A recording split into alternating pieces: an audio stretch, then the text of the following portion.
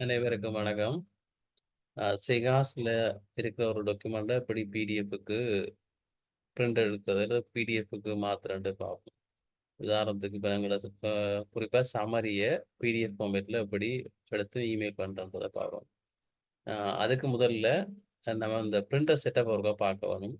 அதில டைப் பண்ணுங்க பிரிண்டர்ஸ் பண்ணீங்கன்னா, உங்களோட பிரிண்டர்ஸ் அண்ட் ஸ்கேனர்ஸ் அல்லது பிரிண்டர் டிவைஸ் அண்ட் பிரிண்டர்ஸ் அந்த ஒவ்வொரு விண்டோஸ் வெர்ஷனுக்கு ஏற்ற மாரி வரும். சரி. அத குடுத்தீங்கன்னா, விண்டோஸ் 10க்கு அப்புறம் வர இதுகள்ல விண்டோஸ்ல இந்த ஃபார்மேட்ல வரும். மத்ததுல பிரிண்டர நேரடியா காட்டும். சரிதானே?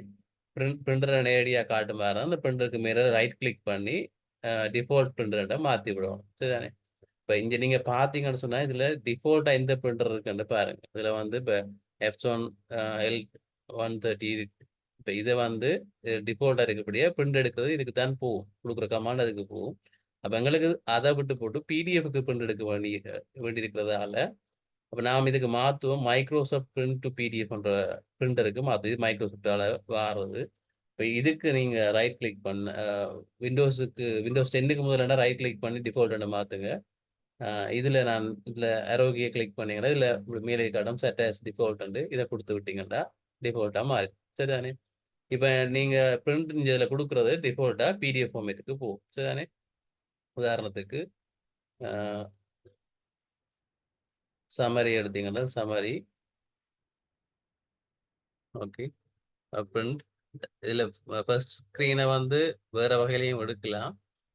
இதுல சேவ் குடுத்தீங்கன்னா, நேரடியா அதுல எக்ஸ்போர்ட் பண்ணிக்கலாம் பிடிஎஃப் ஃபார்மேட்டுக்கு. நான் நேரடியா எல்லாத்தையும் எடுக்கக்கூடிய முறைக்கு சொல்றேன். சரி, பிரிண்ட்க்கு குடுங்க. பிரிண்ட்க்கு குடுத்தீங்கன்னு சொன்னால், இது அ பிரிண்ட்ட குடுங்க. என்ன ஃபைல் நேம் இந்த இடத்துல டெஸ்க்டாப்க்கு நான் எடுக்கிறேன். நியூ ஃபோல்டர் ஒண்ணு கிரியேட் பண்ணிக்கொள்றேன். அ சம்மரி டிகே பிஎம் ஆகஸ்ட் 2024 என்ற ஃபோல்டர வச்சுக்கொள்றேன். சரிதானே? இப்ப இதுல வந்து இது முதலாவது பிடிஎஃப் வரணும்னா ஒன்று எடுக்கக்கூடாது. நாங்க அவ்வளதையும் மெர்ஜ் பண்ண வேண்டியிருக்கும். இது ஒவ்வொரு பிடிஎஃபா தனித்தனியா தான் வரும். அப்ப நம்ம மெர்ஜ் பண்ணணும். அப்ப இதுல 1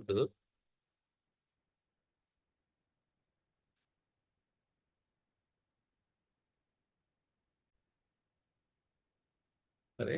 அடுத்ததாக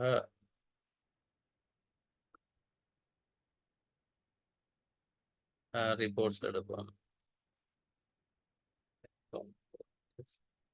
வாட் ஓகே பிரிண்ட் அட்ஜஸ்ட் பண்ணி தானே உடனே எடுப்போம். தெரியுது. ஓகே. ஃபைல் பிரிண்ட் இப்ப குடுத்தீங்கன்னா, அது ஆட்டோவா அங்க தான் கேட்கும். அதாவது பிடிஎஃப்க்கு தான் கேட்கும். நீங்க பிடிஎஃப்ல முதலாவது நாம லொகேஷன செலக்ட் பண்ணியிருக்கிறபடியா, நீங்க பிரிண்ட் ஃபைல் நம்பர் மட்டும் குடுத்துக்கணும். 2 ஆர்டர் படி எடுக்கிறதுக்கான 2 குடுக்கணும். சரி. அடுத்தது நோட் சர்ச் ஆகிக்கூடியது.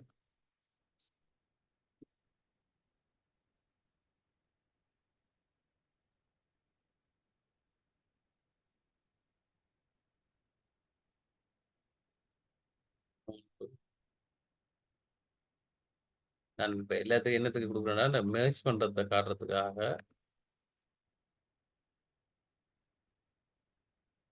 ரெவென்யூஸ்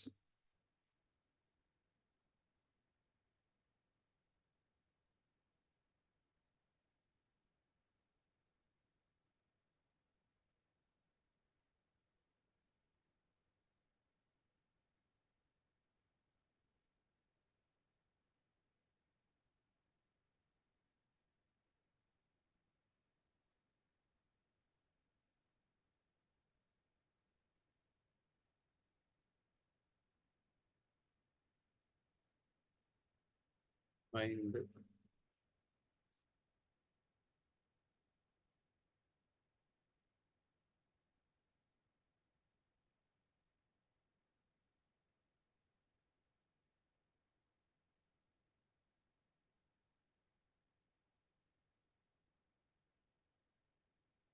நான் ரெக்கார்டிங் ஒர்க்க போஸ்ட் பண்ணிட்டு வரேன்னா, நீங்க அப்படி எல்லாத்தையும் இப்படி பிரிண்ட் எடுத்துக் கொள்ளுங்க.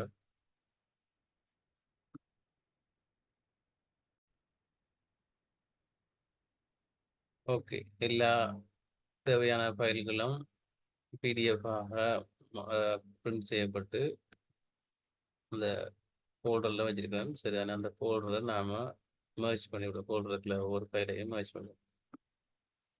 இது எவ்வளவுதான் 10 ஃபைல் இருக்கு.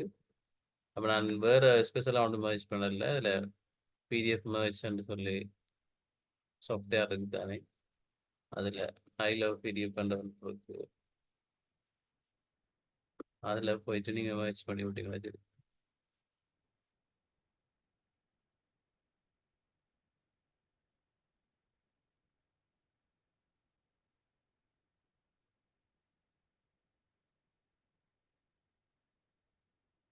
நம்மட ஃபோல்டர் இந்த ஃபோல்டருக்குள்ள இருக்கு. கண்ட்ரோலோட ஏ கொடுத்து செலக்ட் பண்ணி இதுல ஆர்டர் சரியா இருக்கணும் வெரிஃபை பண்ணி விடுங்க. 1 இருந்து 10 வரைக்கும் இருக்கும். சரிதானே? மெர்ஜ் பண்ணி விடுங்க. உடனே மெர்ஜ் ஆகும். அதை அப்படி டவுன்லோட் பண்ணி அந்த இடத்துக்கு டவுன்லோட் ஆகும். அதை அப்படி நம்ம மெயில் பண்ணி விட்டோம்ல. சரி சரி மெர்ஜ் இதுக்கு ரீநேம் பண்ணிக்கோங்க.